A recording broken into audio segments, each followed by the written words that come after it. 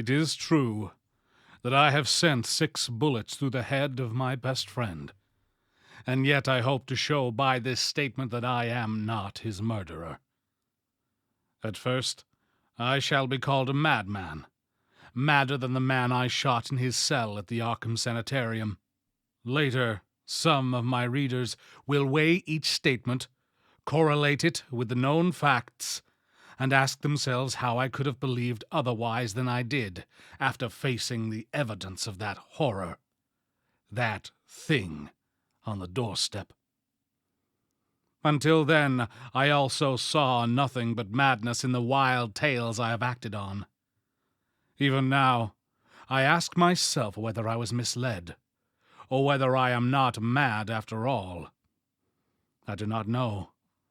But others have strange things to tell of Edward and Asenath Derby, and even the stolid police are at their wits' ends to account for that last terrible visit.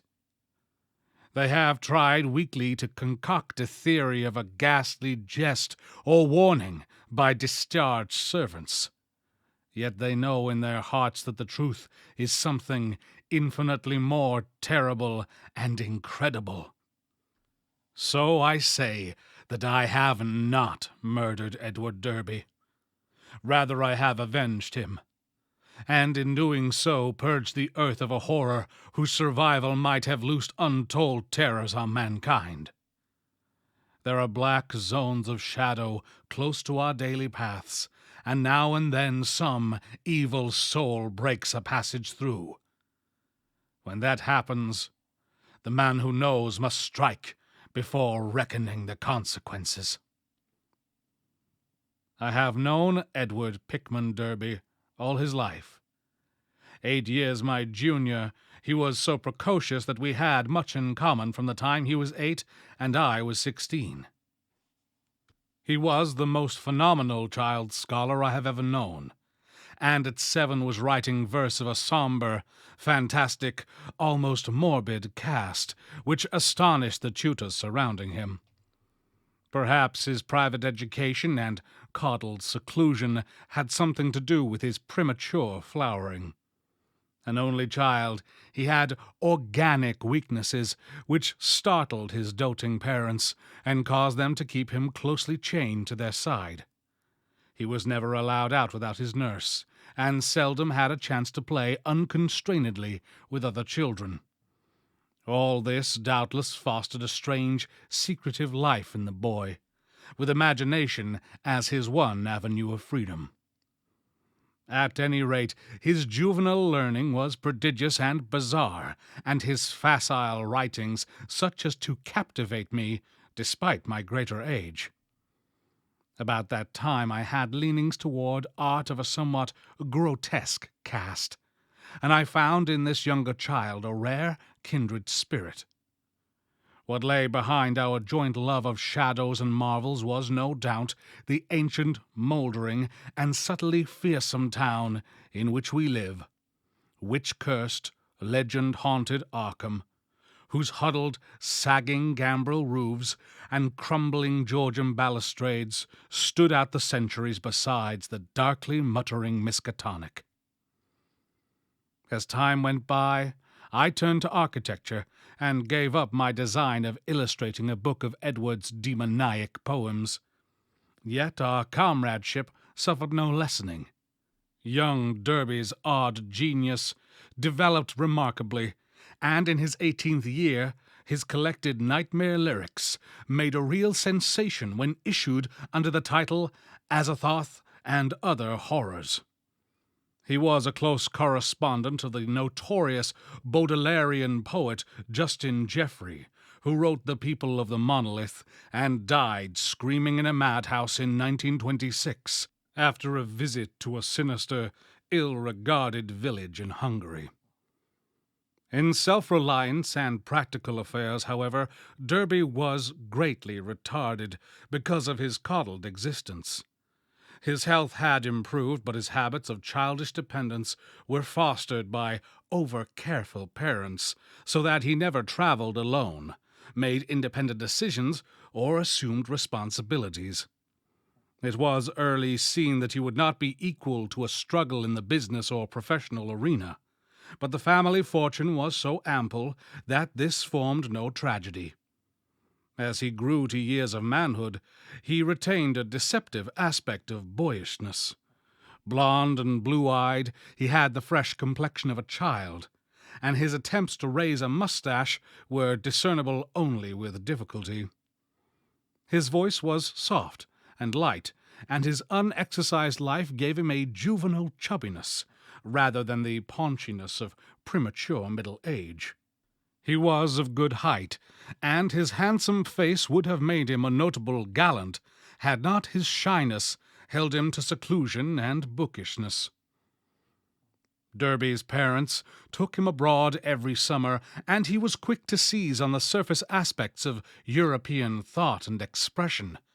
His Poe-like talents turned more and more toward the decadent, and other artistic sensitive and yearnings were half aroused in him.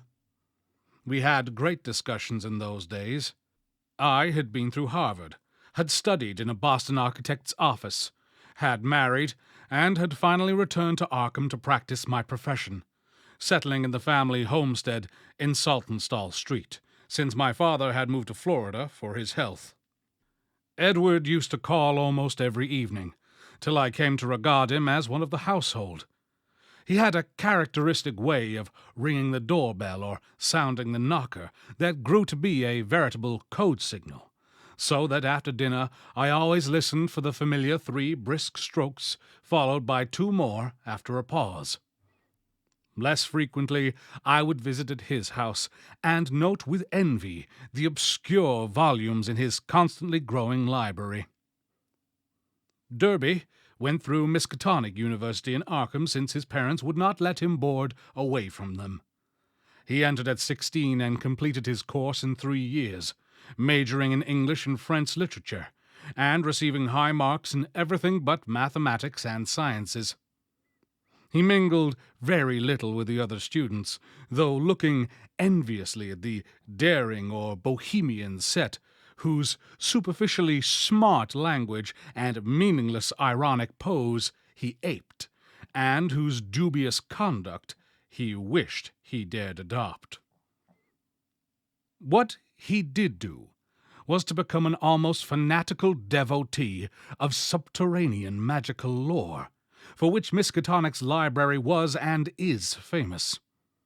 Always a dweller on the surface of fantasy and strangeness, he now delved deep into the actual runes and riddles left by a fabulous past for the guidance or puzzlement of posterity.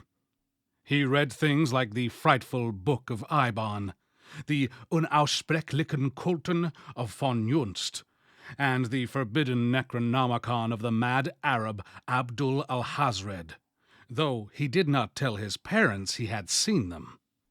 Edward was 20 when my son and only child was born, and seemed pleased when I named the newcomer Edward Derby Upton after him.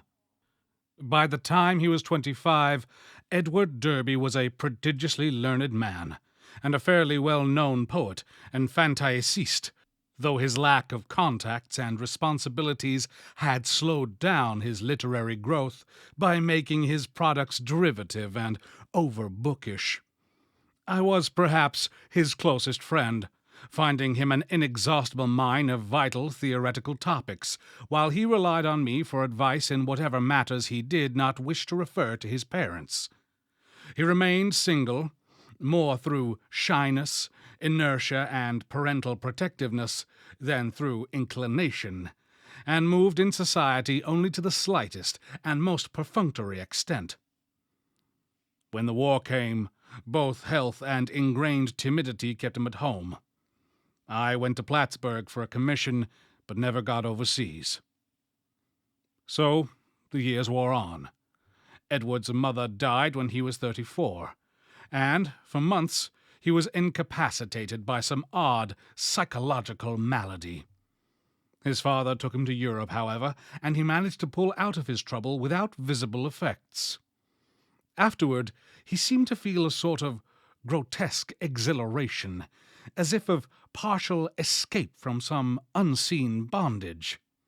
He began to mingle in the more advanced college set despite his middle age, and was present at some extremely wild doings, on one occasion paying heavy blackmail, which he borrowed of me, to keep his presence at a certain affair from his father's notice. Some of the whispered rumors about the wild Miskatonic set were extremely singular. There was even talk of black magic, and of happenings utterly beyond credibility. Edward was 38 when he met Asenath Waite. She was, I judge, about 23 at the time, and was taking a special course in medieval metaphysics at Miskatonic. The daughter of a friend of mine had met her before in the hall school at Kingsport, and had been inclined to shun her because of her odd reputation.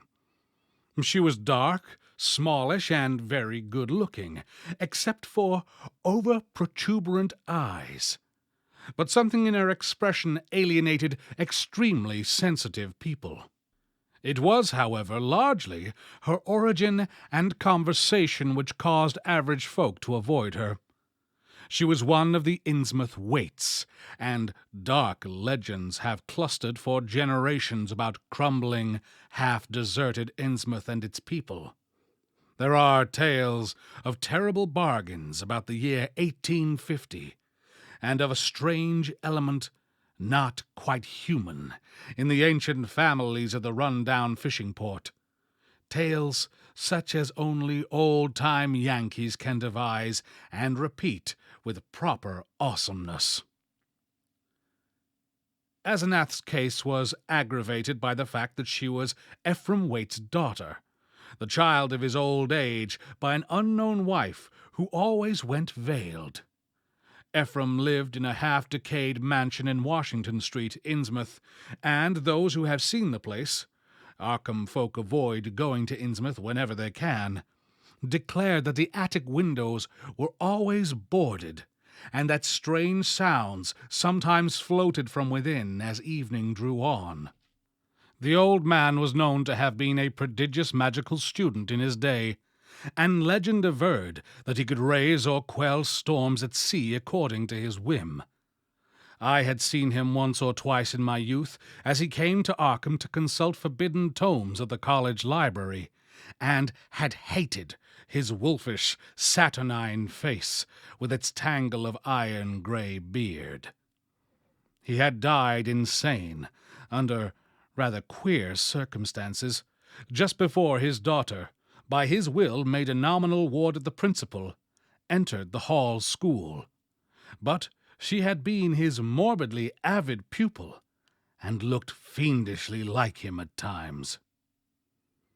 The friend whose daughter had gone to school with Asenath Waite repeated many curious things when the news of Edward's acquaintance with her began to spread about. Asenath, it seemed, had posed as a kind of magician at school, and had really seemed able to accomplish some highly baffling marvels. She professed to be able to raise thunderstorms, though her seeming success was generally laid to some uncanny knack at prediction. All animals markedly disliked her, and she could make any dog howl by certain motions of her right hand. There were times when she displayed snatches of knowledge and language very singular and very shocking for a young girl. When she would frighten her schoolmates with leers and winks of an inexplicable kind, and would seem to extract an obscene, zestful irony from her present situation. Most unusual, though, were the well-attested cases of her influence over other persons. She was beyond question a genuine hypnotist. By gazing peculiarly at a fellow student, she would often give the latter a distinct feeling of exchanged personality, as if the subject were placed momentarily in the magician's body and able to stare half across the room at her real body, whose eyes blazed and protruded with an alien expression. Asenath often made wild claims about the nature of consciousness and about its independence of the physical frame, or at least from the life processes of the physical frame. Her crowning rage, however, was that she was not a man, since she believed a male brain had certain unique and far-reaching cosmic powers. Given a man's brain, she declared, she could not only equal, but surpass her father in mastery of unknown forces. Edward met Asenath at a gathering of intelligentsia, held in one of the students' rooms, and could talk of nothing else when he came to see me the next day. He had found her full of the interest and erudition which engrossed him most, and was in addition wildly taken with her appearance. I had never seen the young woman, and recalled casual references only faintly, but I knew who she was. It seemed rather regrettable that Derby should become so upheaved about her, but I said nothing to discourage him, since infatuation thrives on opposition. He was not, he said, mentioning her to his father. In the next few weeks, I heard of very little but Asenath from young Derby. Others now remarked Edward's autumnal gallantry, though they agreed that he did not look even nearly his actual age, or seemed at all inappropriate as an escort for his bizarre divinity. He was only a trifle paunchy, despite his indolence and self-indulgence, and his face was absolutely without lines. Asenath, on the other hand, had the premature crow's feet which come from the exercises of an intense will. About this time, Edward brought the girl to call on me, and I at once saw that his interest was by no means one-sided. She eyed him continually with an almost predatory air, and I perceived that their intimacy was beyond untangling. Soon afterward, I had a visit from old Mr. Derby, whom I had always admired and respected. He had heard tales of his son's new friendship, and had wormed the whole truth out of the boy. Edward meant to marry Asenath, and had even been looking at houses in the suburbs. Knowing my usually great influence with his son, the father wondered if I could help to break the ill-advised affair off, but I regretfully expressed my doubts. This time it was not a question of Edward's weak will, but of the woman's strong will. The perennial child had transferred his dependence from the parental image to a new and stronger image, and nothing could be done about it. The wedding was performed a month later by a justice of the peace, according to the bride's request. Mr. Derby, at my advice, offered no opposition, and he, my wife, my son, and I attended the brief ceremony, the other guests being wild young people from the college. Asenath had bought the old Crowninshield place in the country, at the end of High Street, and they proposed to settle there after a short trip to Innsmouth, whence 3 servants and some books and household goods were to be brought. It was probably not so much consideration for Edward and his father as a personal wish to be near the college, its library, and its crowd of sophisticates that made Asenath settle in Arkham instead of returning permanently home. When Edward called on me after the honeymoon, I thought he looked slightly changed. Asenath had made him get rid of the underdeveloped mustache, but there was more than that. He looked soberer and more thoughtful, his habitual pout of childish rebelliousness being exchanged for a look almost of genuine sadness. I was puzzled to decide whether I liked or disliked the change. Certainly he seemed for the moment more normally adult than ever before. Perhaps the marriage was a good thing. Might not the change of dependence form a start toward actual neutralization, leading ultimately to responsible independence? He came alone, for Asenath was very busy.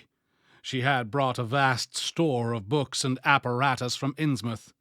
Derby shuddered as he spoke the name, and was finishing the restoration of the Crown and Shield house and grounds. Her home in that town was a rather disgusting place, but certain objects in it had taught him some surprising things. He was progressing fast in esoteric lore now that he had Asenath's guidance. Some of the experiments she proposed were very daring and radical. He did not feel at liberty to describe them, but he had confidence in her powers and intentions. The 3 servants were very queer. An incredibly aged couple who had been with old Ephraim and referred occasionally to him and to Asenath's dead mother in a cryptic way, and a swarthy young wench who had marked anomalies of feature and seemed to exude a perpetual odor of fish. For the next 2 years I saw less and less of Derby. A fortnight would sometimes slip by without the familiar 3 and 2 strokes at the door, and when he did call, or when, as happened with increasing frequency, I called on him, he was very little disposed to converse on vital topics. He had become secretive about those occult studies which he used to describe and discuss so minutely, and preferred not to talk of his wife. She had aged tremendously since her marriage, till now, oddly enough, she seemed the elder of the 2. Her face held the most concentratedly determined expression I had ever seen, and her whole aspect seemed to gain a vague, unplaceable repulsiveness. My wife and son noticed it as much as I, and we all ceased gradually to call on her, for which, Edward admitted in one of his boyishly tactless moments, she was unmitigatedly grateful. Occasionally, the Derbys would go on long trips, ostensibly to Europe, though Edward sometimes hinted at obscurer destinations. It was after the first year that people began talking about the change in Edward Derby. It was very casual talk, for the change was purely psychological, but it brought up some interesting points. Now and then, it seemed, Edward was observed to wear an expression and to do things wholly incompatible with his usual flabby nature. For example, although in the old days he could not drive a car, he was now seen occasionally to dash into or out of the old Crown and Shield driveway with Asenath's powerful Packard, handling it like a master and meeting traffic entanglements with a skill and determination utterly alien to his accustomed nature. In such cases, he always seemed to be just back from some trip or just starting on one. What sort of trip no one could guess, although he mostly favored the Innsmouth road. Oddly, the metamorphosis did not seem altogether pleasing. People said he looked too much like his wife, or like old Ephraim Waite himself in these moments. Or perhaps these moments seemed unnatural because they were so rare. Sometimes, hours after starting out in this way, he would return listlessly sprawled on the rear seat of the car, while an obviously hired chauffeur or mechanic drove. Also, his preponderant aspect on the streets during his decreasing round of social contacts, including, I may say, his calls on me, was the old-time indecisive one. Its irresponsible childishness even more marked than in the past. While Asenath's face aged, Edward, aside from those exceptional occasions, actually relaxed into a kind of exaggerated immaturity, save when a trace of the new sadness or understanding would flash across it. It was really very puzzling. Meanwhile, the Derbys almost dropped out of the gay college circle, not through their own disgust, we heard, but because something about their present studies shocked even the most callous of the other decadents. It was in the 3rd year of the marriage that Edward began to hint openly to me of a certain fear and dissatisfaction.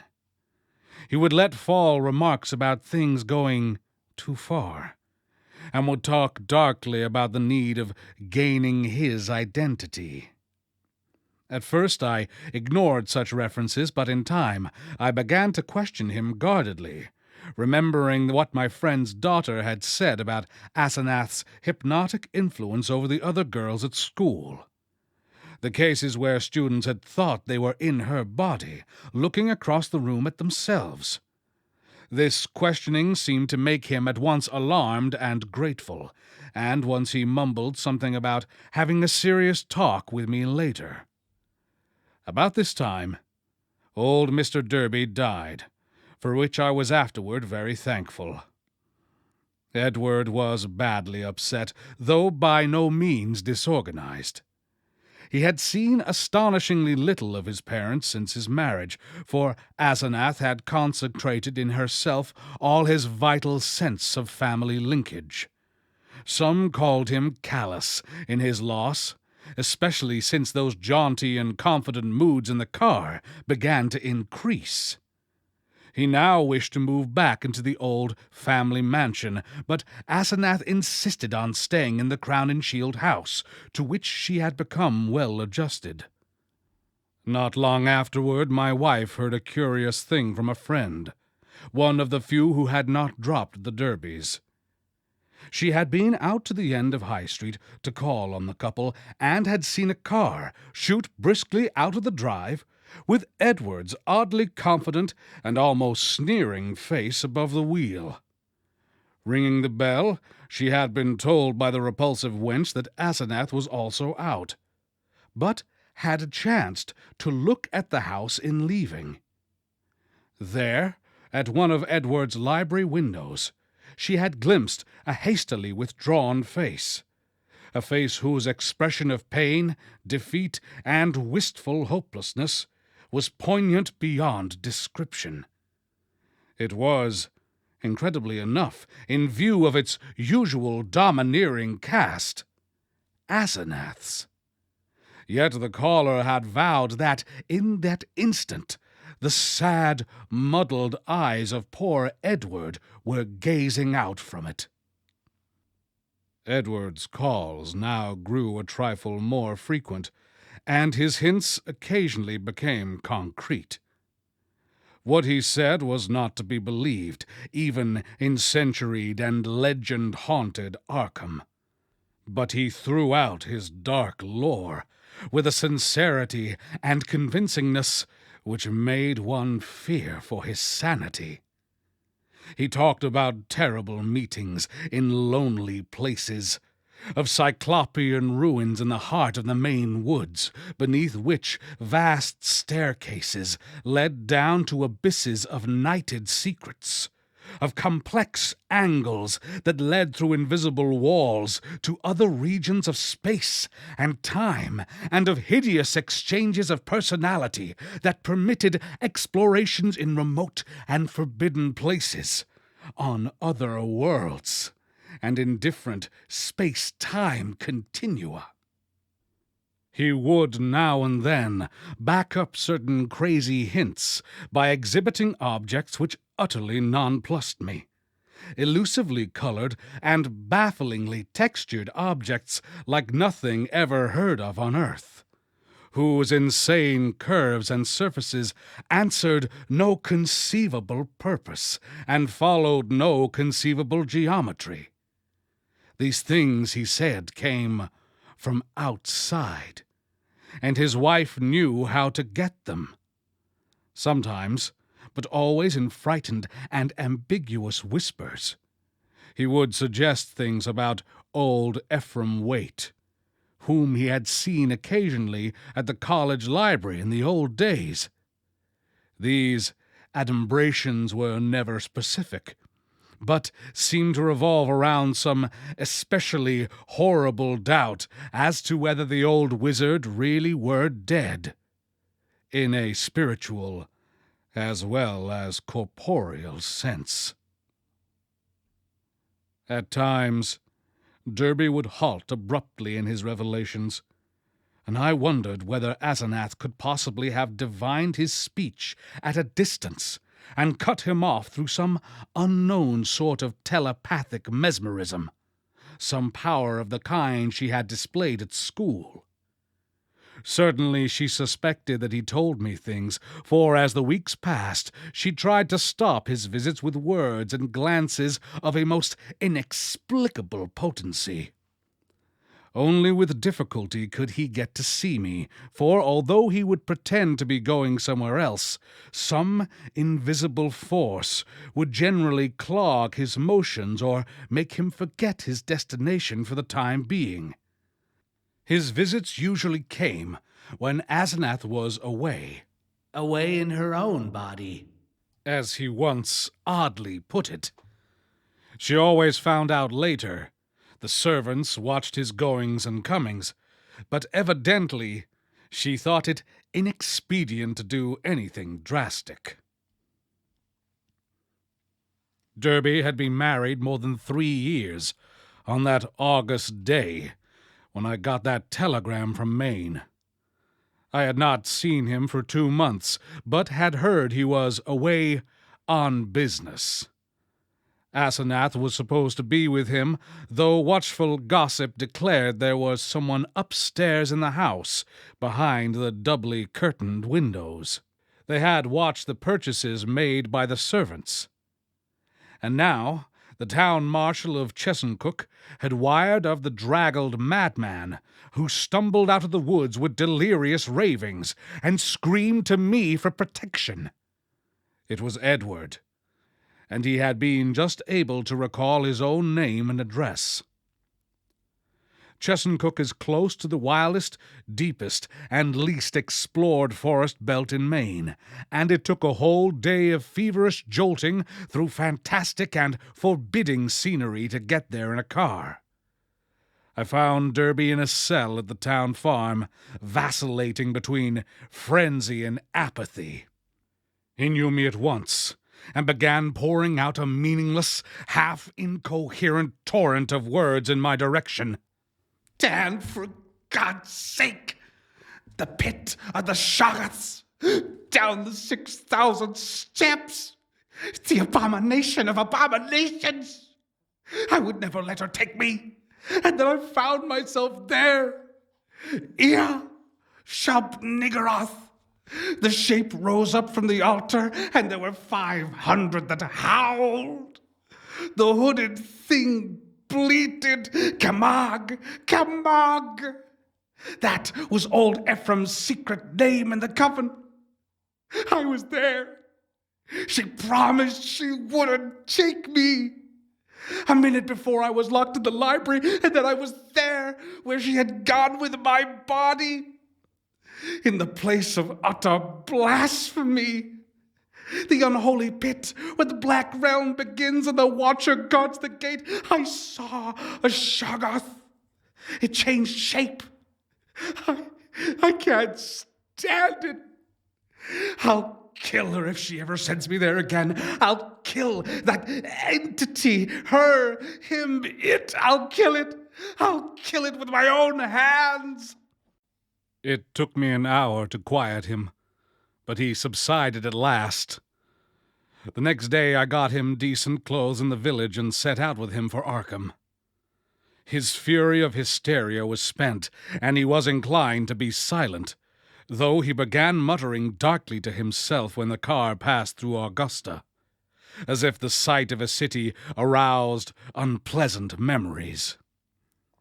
It was clear that he did not wish to go home, and considering the fantastic delusions he seemed to have about his wife, delusions undoubtedly springing from some actual hypnotic ordeal to which he had been subjected, I thought it would be better if he did not. I resolved, put him up myself for a time, no matter what unpleasantness it would make with Asenath.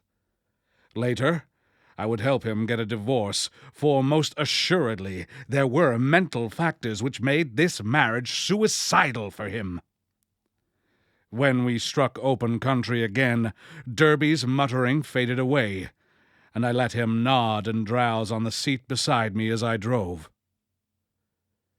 During our sunset dash through Portland, the muttering commenced again, more distinctly than before, and as I listened, I caught a stream of utterly insane drivel about Asenath.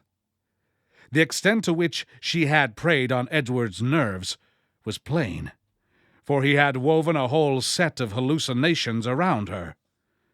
His present predicament, he mumbled furtively, was only one of a long series.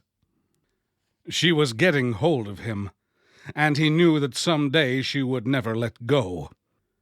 Even now she probably let him go only when she had to, because she couldn't hold on long at a time. She constantly took his body and went to nameless places for nameless rites, leaving him in her body and locking him upstairs. But sometimes she couldn't hold on, and he would find himself suddenly in his own body again, in some far-off, horrible, and perhaps unknown place. Sometimes she'd get hold of him again, and sometimes she couldn't. Often he was left stranded somewhere, as I had found him. Time and again he had to find his way home from frightful distances, getting somebody to drive the car after he found it. The worst thing was that she was holding on to him longer and longer at a time. She wanted to be a man, to be fully human.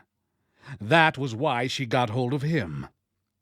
She had sensed the mixture of fine-wrought brain and weak will in him. Some day she would crowd him out and disappear with his body. Disappear to become a great magician like her father and leave him marooned in that female shell that wasn't even quite human. Yes, he knew about the Innsmouth blood now. There had been trafficking with things from the sea. It was horrible. And old Ephraim, he had known the secret, and when he grew old, did a hideous thing to keep alive. He wanted to live forever.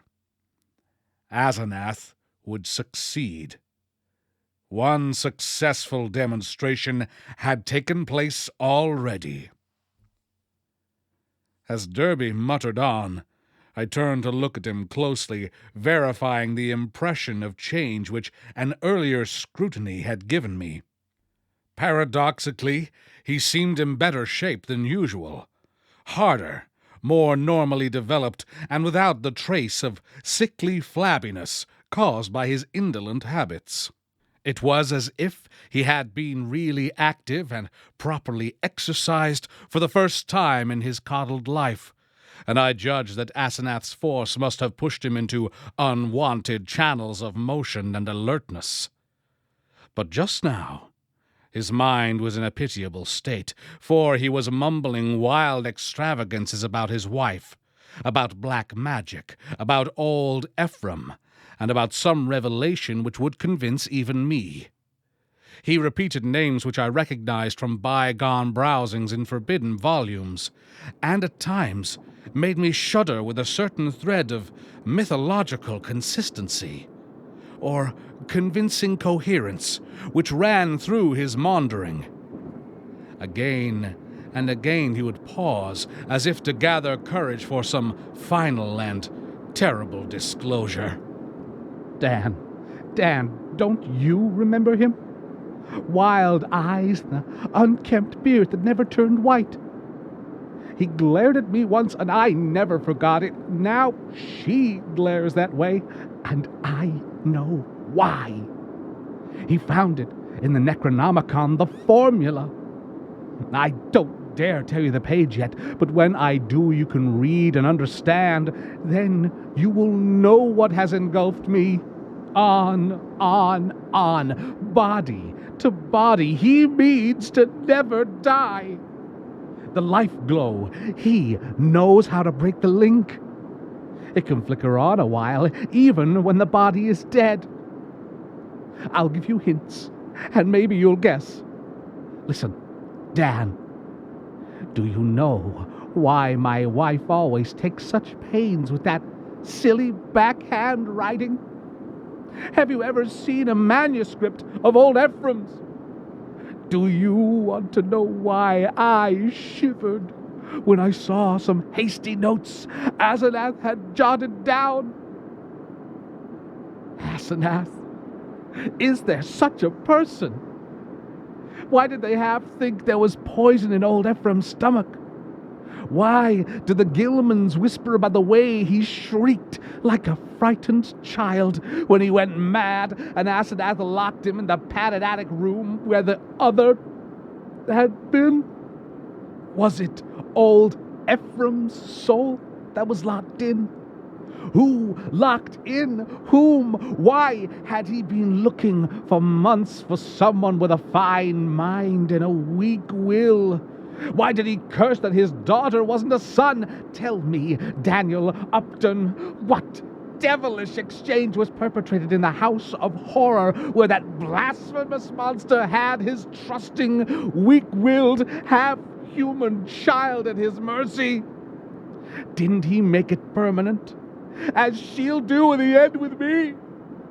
Tell me why that thing that calls itself Asenath writes differently off guard, so that you can't tell its script from... Then the thing happened. Derby's voice was rising to a thin, treble scream as he raved, when suddenly it was shut off with an almost mechanical click. I thought of those other occasions at my home, when his confidences had abruptly ceased, when I had half fancied that some obscure telepathic wave of Asenath's mental force was intervening to keep him silent. This, though, was something altogether different, and, I felt, infinitely more horrible.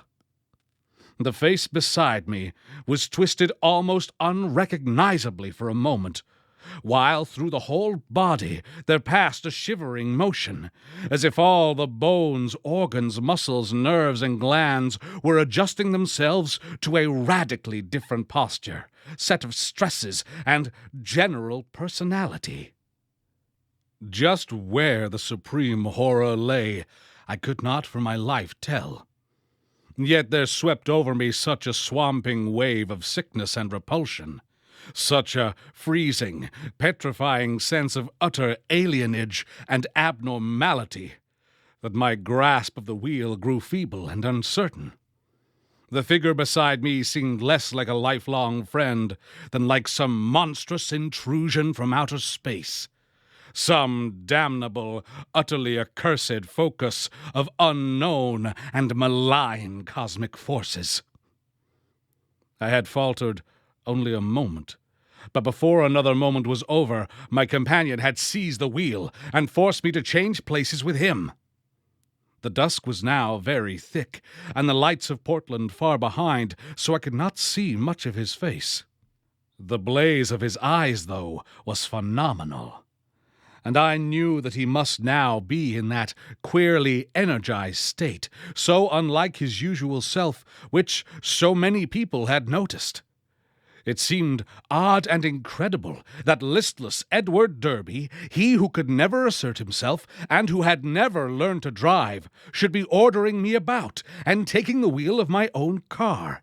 Yet that was what precisely had happened. He did not speak for some time, and in my inexplicable horror, I was glad he did not. In the lights of Biddeford and Saco, I saw his firmly set mouth, and shivered at the blaze of his eyes. The people were right. He did look damnably like his wife, and like old Ephraim, when in these moods. I did not wonder that the moods were disliked. There was certainly something unnatural in them, and I felt the sinister element all the more because of the wild ravings I had been hearing. This man, for all my lifelong knowledge of Edward Pickman Derby, was a stranger, an intrusion of some sort from the black abyss. He did not speak until we were on a dark stretch of road, and when he did his voice seemed utterly unfamiliar. It was deeper, firmer, and more decisive than I had ever known it to be, while its accent and pronunciation were altogether changed, though vaguely, remotely, and rather disturbingly recalling something I could not quite place. There was, I thought, a trace of very profound and very genuine irony in the timbre. Not the flashy, meaningless, jaunty pseudo-irony of the callow sophisticate which Derby had habitually affected, but something grim, basic, pervasive, and potentially evil. I marveled at the self-possession so soon following the spell of panic-struck muttering. I hope you'll forget my attack back there, Upton. He was saying. You know what my nerves are, and I guess you can excuse such things. I'm enormously grateful, of course, for this lift home. And you must forget, too, any crazy things I may have been saying about my wife and about things in general. That's what comes from overstudy in a field like mine.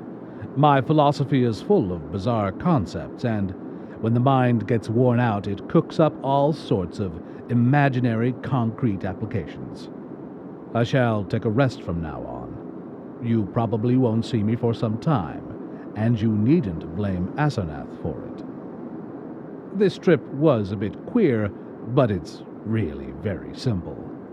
There are certain Indian relics in the North Wood, standing stones and all that, which means a good deal in folklore, and Asenath and I are following that stuff up.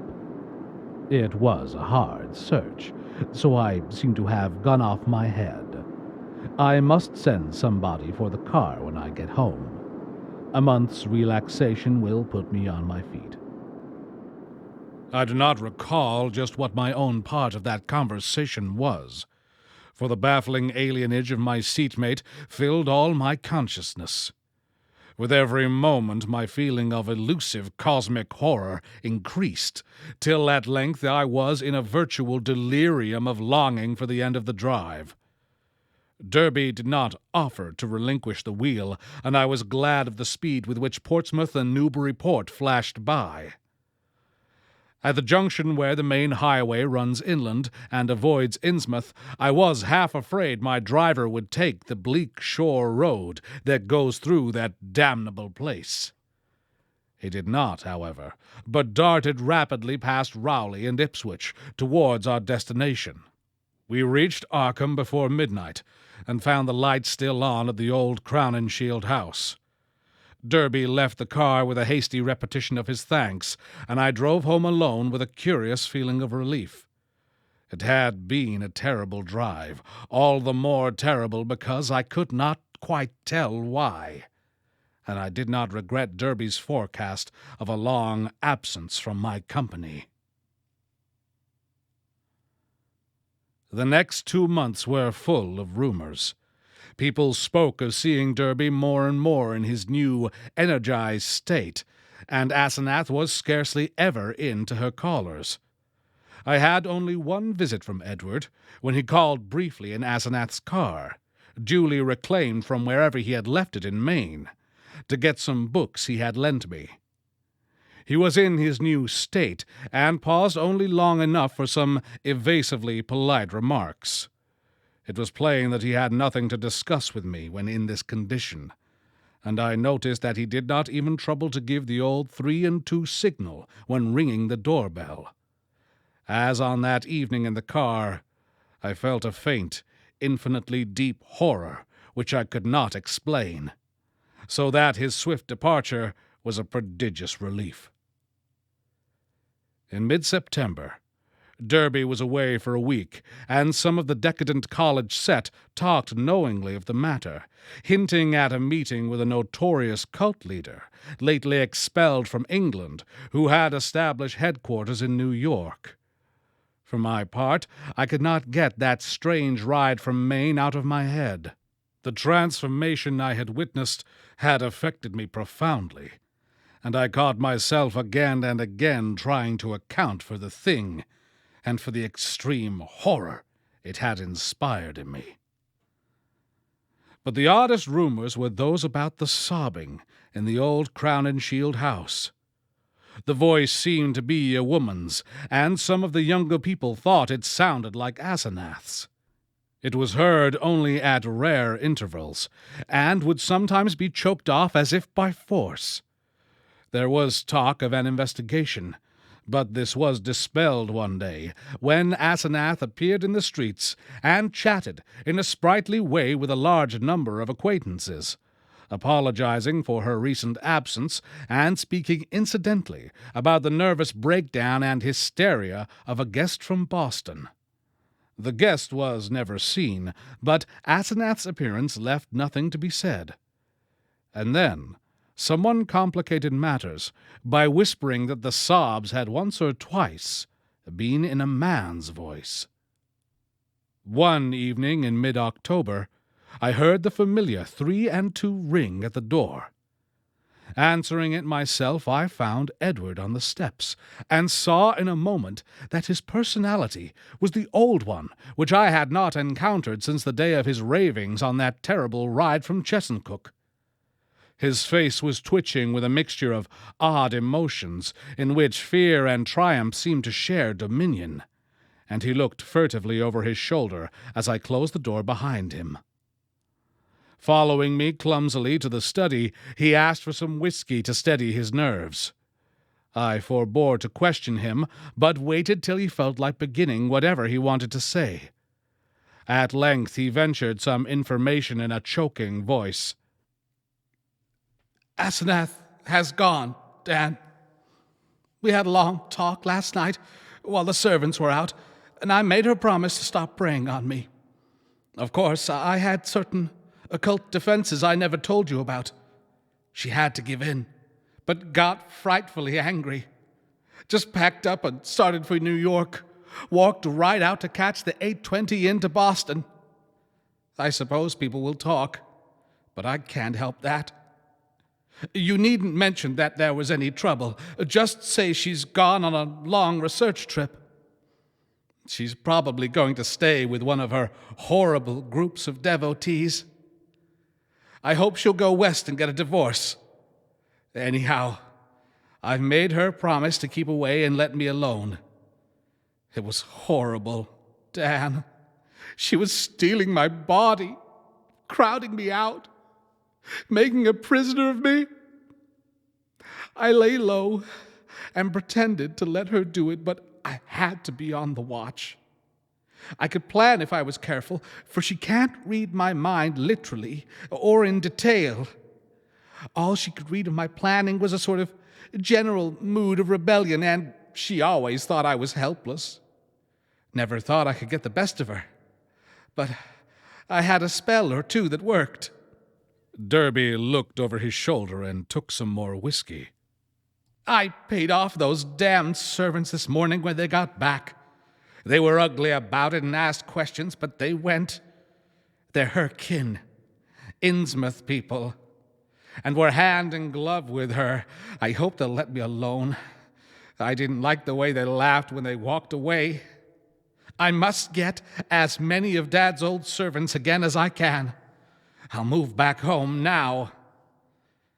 I suppose you think I'm crazy, Dan, but Arkham history ought to hint at things that back up what I've told you, and what I'm going to tell you.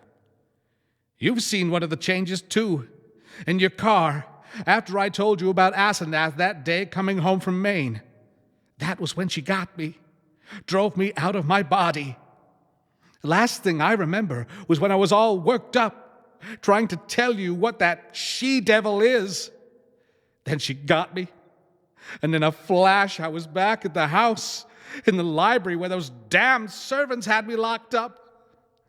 And in that cursed fiend's body that isn't even human. You know, it was she you must have ridden home with, that praying wolf in my body. You ought to have known the difference. I shuddered as Derby paused. Surely I had known the difference, yet could I accept an explanation as insane as this? But my distracted caller was growing even wilder. You must know what I hinted in the car. That she isn't Asenath at all, but really old Ephraim himself. I suspected it a year and a half ago, and I know it now. Her handwriting shows it when she goes off guard. Sometimes she jots down a note in writing that's just like her father's manuscripts, stroke for stroke. And sometimes she says things that nobody but an old man like Ephraim could say. He changed forms with her when he felt death coming.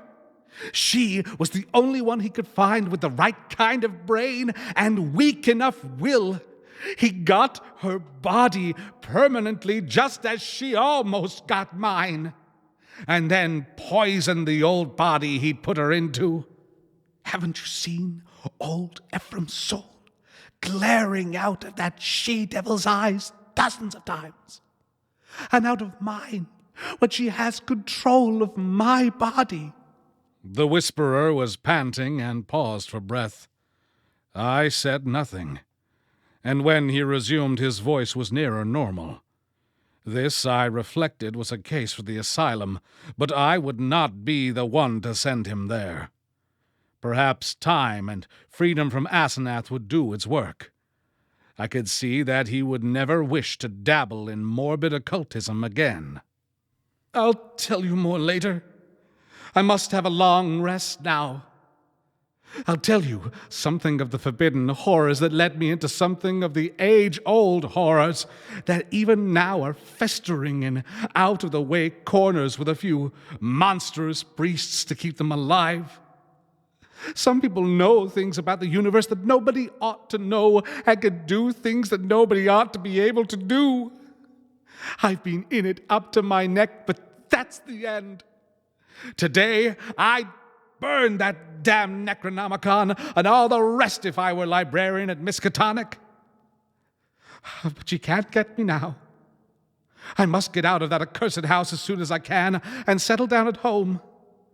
You'll help me, I know, if I need help. Those devilish servants, you know, and if people should get too inquisitive about Asenath, you see, I can't give them her address. Then there are certain groups of searchers, certain cults, you know, that might misunderstand our breaking up. Some of them have damnably curious ideas and methods. I know you'll stand by me if anything happens, even if I have to tell you a lot that will shock you. I had Edward stay and sleep in one of the guest chambers that night, and in the morning he seemed calmer. We discussed certain possible arrangements for his moving back into the Derby mansion, and I hoped he would lose no time in making the change. He did not call the next evening, but I saw him frequently during the ensuing weeks. We talked as little as possible about strange and unpleasant things, but discussed the renovation of the old Derby house, and the travels which Edward promised to take with my son and me the following summer. Of Asenath we said almost nothing, for I saw that the subject was a peculiarly disturbing one. Gossip, of course, was rife, but that was no novelty in connection with the strange menage at the old Crown and Shield house. One thing I did not like was that Derby's banker let fall, in an over-expansive mood at the Miskatonic Club, about the checks Edward was sending regularly to a Moses and Abigail Sargent and a Eunice Babson in Innsmouth, that looked as if those evil-faced servants were extorting some kind of tribute from him. Yet he had not mentioned the matter to me. I wished that the summer, and my son's Harvard vacation, would come so that we could get Edward to Europe. He was not, I soon saw, mending as rapidly as I had hoped he would, for there was something a bit hysterical in his occasional exhilaration, while its moods of fright and depression were altogether too frequent. The old Derby house was ready by December, yet Edward constantly put off moving. Though he hated and seemed to fear the Crown and Shield place, he was at the same time queerly enslaved by it. He could not seem to begin dismantling things, and invented every kind of excuse to postpone action. When I pointed this out to him, he appeared unaccountably frightened. His father's old butler, who was there with other reacquired servants, told me one day that Edward's occasional prowlings about the house, and especially down the cellar, looked odd and unwholesome to him. I wondered if Asenath had been writing disturbing letters, but the butler said there was no mail which could have come from her. It was about Christmas that Derby broke down one evening while calling on me. I was steering the conversation toward next summer's travels when he suddenly shrieked and leapt up from his chair with a look of shocking, uncontrollable fright. A cosmic panic and loathing such as only the nether gulfs of nightmare could bring to any sane mind. My brain! My brain! God damn, it's tugging from beyond, knocking, clawing that she-devil. Even now, and from, come on, the pit of the Shoggoths, Shub-Niggurath, the goat with 1,000 young, the flame beyond, body beyond life, in the earth, oh God! I pulled him back to his chair and poured some wine down his throat as his frenzy sank to a dull apathy. He did not resist, but kept his lips moving as if talking to himself. Presently I realized that he was trying to talk to me, and bent my ear to his mouth to catch the feeble words. Again, she's trying. I might have known nothing could stop that force. Not distance, nor magic, nor death. It comes and comes, mostly in the night. I can't leave. It's horrible. Oh, God, Dad, if you only knew as I do just how horrible it is. When he had slumped down into a stupor, I propped him with pillows and let normal sleep overtake him. I did not call a doctor, for I knew what would be said of his sanity, and wished to give nature a chance if I possibly could. He waked at midnight, and I put him to bed upstairs, but he was gone by morning. He had let himself quietly out of the house, and his butler, when called on the wire, said he was at home pacing about the library. Edward went to pieces rapidly after that. He did not call again, but I went daily to see him. He would always be sitting in his library, staring at nothing, and having an air of abnormal listening. Sometimes he talked rationally, but always on trivial topics. Any mention of his trouble or future plans or of Asenath would send him into a frenzy. His butler said he had frightful seizures at night, during which he might eventually do himself harm. I had a long talk with his doctor, banker, and lawyer, and finally took the physician with 2 specialist colleagues to visit him. The spasms that resulted from the first questions were violent and pitiable. And that evening a closed car took his poor, struggling body to the Arkham Sanitarium. I was made his guardian, and called on him twice weekly, almost weeping to hear his wild shrieks, awesome whispers, and dreadful, droning repetitions of such phrases as, "I had to do it! I had to do it! It'll get me! It'll get me! Down there in the dark! Mother! Mother! Dad! Save me! Save me!" How much hope of recovery there was, no one could say, but I tried my best to be optimistic. Edward must have a home if he emerged, so I transferred his servants to the Derby mansion, which would surely be his sane choice. What to do about the Crown and Shield place with its complex arrangements and collections of utterly inexplicable objects I could not decide, so left it momentarily untouched, telling the Derby household to go over and dust the chief rooms once a week, and ordering the furnaceman to have a fire on those days.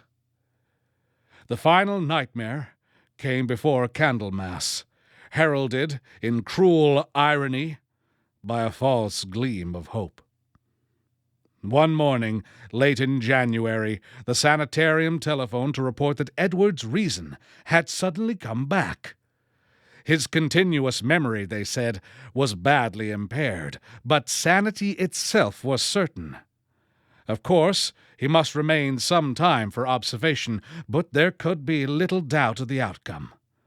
All going well, he would surely be free in a week. I hastened over in a flood of delight, but stood bewildered when a nurse took me to Edward's room. The patient rose to greet me, extending his hand with a polite smile. But I saw in an instant that he bore the strangely energized personality which had seemed so foreign to his own nature, the competent personality I had found so vaguely horrible, and which Edward himself had once vowed was the intruding soul of his wife. There was the same blazing vision, so like Asenath's and old Ephraim's, and the same firm mouth, and when he spoke I could sense the same grim, pervasive irony in his voice, the deep irony so redolent of potential evil. This was the person who had driven my car through the night 5 months before, the person I had not seen since that brief call when he had forgotten the old-time doorbell signal and stirred such nebulous fears in me. And now he filled me with the same dim feeling of blasphemous alienage and ineffable cosmic hideousness. He spoke affably of arrangements for release, and there was nothing for me to do but assent, despite some remarkable gaps in his recent memories. Yet I felt that something was terribly, inexplicably wrong and abnormal. There were horrors in this thing that I could not reach. This was a sane person, but was it indeed the Edward Derby I had known?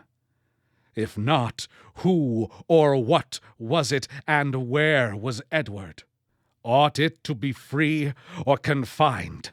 Or ought it to be extirpated from the face of the earth? There was a hint of the abysmally sardonic in everything the creature said. The Asenath-like eyes lent a special and baffling mockery to certain words about the early liberty earned by an especially close confinement. I must have behaved very awkwardly, and was glad to beat a retreat. All that day and the next I racked my brain over the problem. What had happened? What sort of mind looked out to those alien eyes in Edward's face? I could think of nothing but this dimly terrible enigma, and gave up all efforts to perform my usual work. The second morning the hospital called up to say that the recovered patient was unchanged, and by evening I was close to a nervous collapse, a state I admit, though others will vow it colored my subsequent vision. I have nothing to say on this point except that no madness of mine could account for all the evidence. It was in the night, after that second evening, that stark, utter horror burst over me and weighted my spirit with a black, clutching panic from which it can never shake free. It began with a telephone call just before midnight. I was the only one up, and sleepily took down the receiver in the library. No one seemed to be on the wire, and I was about to hang up and go to bed when my ear caught a very faint suspicion of sound at the other end. Was someone trying, under great difficulties, to talk? As I listened, I thought I heard a sort of half-liquid bubbling noise. Glub, glub, glub.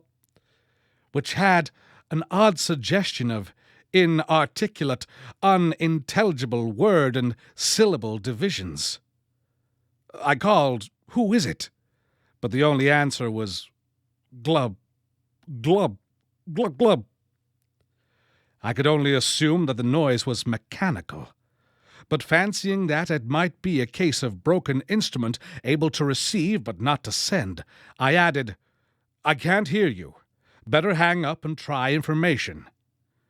Immediately I heard the receiver go on the hook at the other end. This, I say, was just about midnight. When the call was traced afterward, it was found to come from the old Crown and Shield house, though it was fully half a week from the housemaid's day to be there.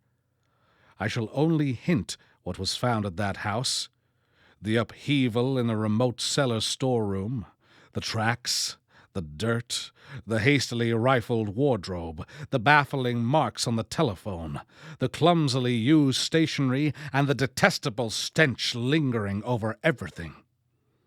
The police, poor fools, have their smug little theories, and are still searching for those sinister discharged servants who have dropped out of sight amid the present furore. They speak of a ghoulish revenge for things that were done, and say I was included because I was Edward's best friend and adviser. Idiots! Do they fancy those brutish clowns could have forged that handwriting?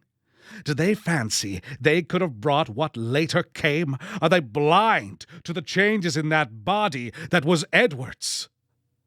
As for me, I now believe all that Edward Derby ever told me.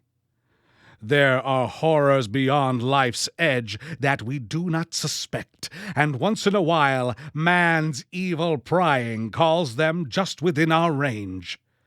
Ephraim, Asenath, that devil calls them, and they engulfed Edward as they are engulfing me. Can I be sure that I am safe? Those powers survive the life of the physical form. The next day, in the afternoon, when I pulled out of my protestation and was able to walk and talk coherently, I went to the madhouse and shot him dead for Edward's and the world's sake. But can I be sure till he is cremated? They are keeping the body for some silly autopsies by different doctors, but I say he must be cremated. He must be cremated. He who was not Edward Derby when I shot him. I shall go mad if he is not, for I may be next. But my will is not weak, and I shall not let it be undermined by the terrors I know are seething around it. One life, Ephraim, Asenath, and Edward. Who now? I will not be driven out of my body. I will not change souls with that bullet-ridden lich in the madhouse. But let me try to tell coherently of that final horror. I will not speak of what the police persistently ignored, the tales of that dwarfed, grotesque, malodorous thing met by at least 3 wayfarers in the high street just before 2 o'clock, and the nature of the single footprints in certain places. I will say only that just about 2, the doorbell and knocker waked me. Doorbell and knocker both applied alternately and uncertainly in a kind of weak desperation, and each trying to keep Edward's old signal of 3 and 2 strokes. Roused from sound sleep, my mind leapt into a turmoil. Derby at the door and remembering the old code. That new personality had not remembered it. Was Edward suddenly back in his rightful state? Why was he here in such evident distress and haste? Had he been released ahead of time? Or had he escaped? Perhaps, I thought as I flung on a robe and bounced downstairs, his return to his own self had brought raving and violence, revoking his discharge and driving him to a desperate dash for freedom. Whatever had happened, he was good old Edward again, and I would help him. When I opened the door into the ill-marched blackness, a gust of insufferably fetid wind almost flung me prostrate. I choked in nausea, and for a second scarcely saw the dwarfed, humped figure on the steps. The summons had been Edward's, but who was this foul, stunted parody? Where had Edward had time to go? His ring had sounded only a second before the door opened.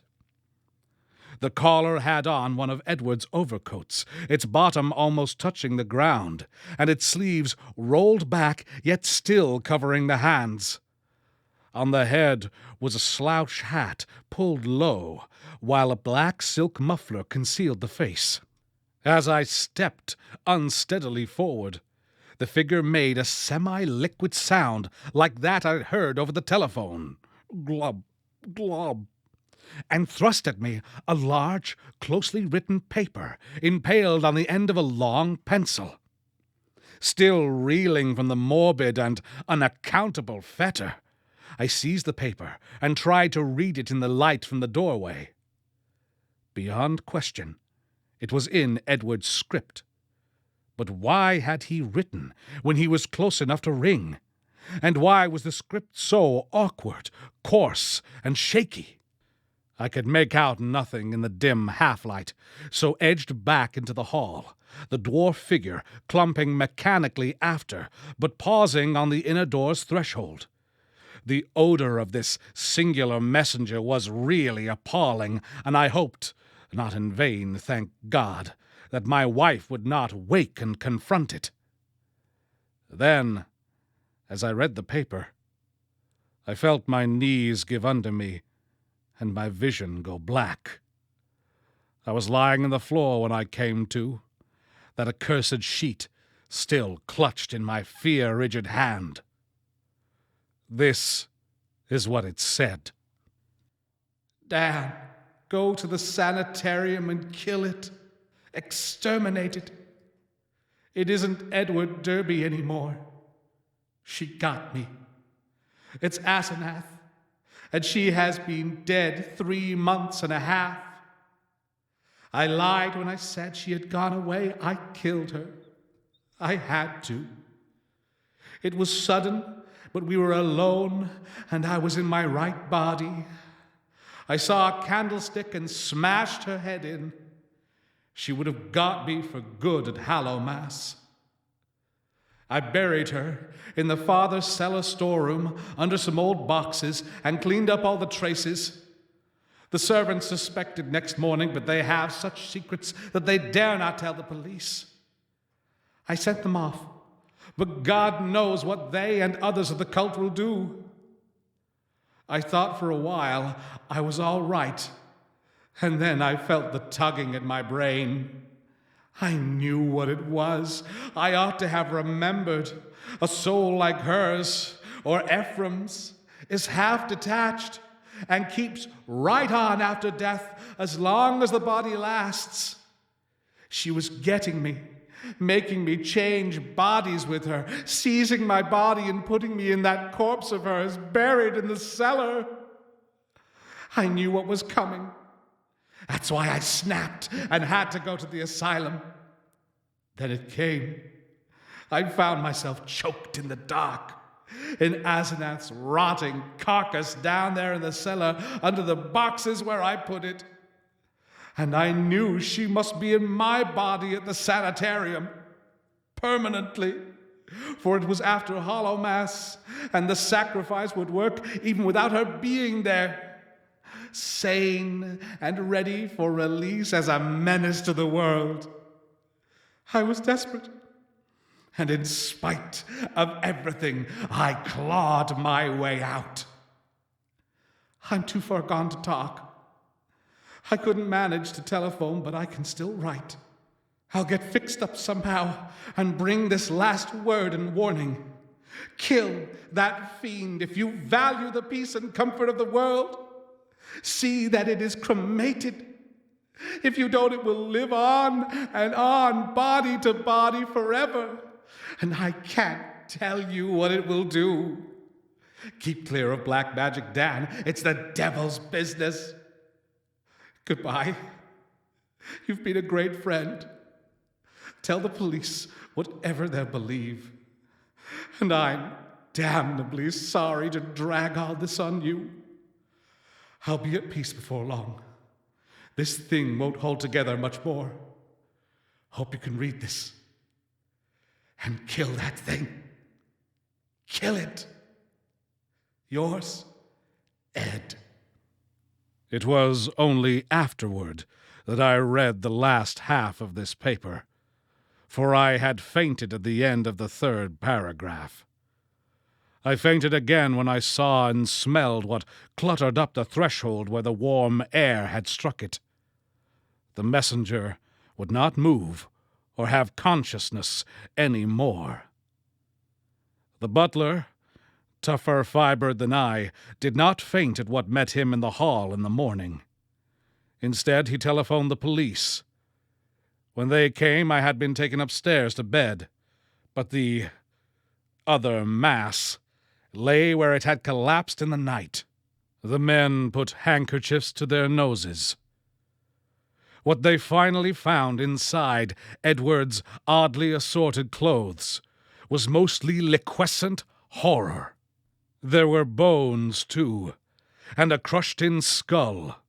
Some dental work positively identified the skull as Asenath's.